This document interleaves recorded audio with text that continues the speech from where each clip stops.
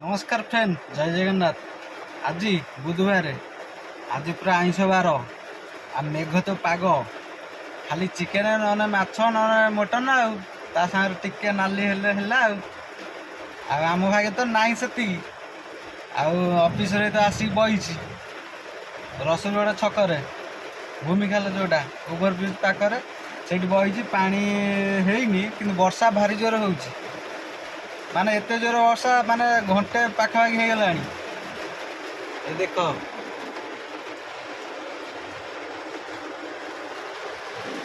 एत जोर वर्षा होउची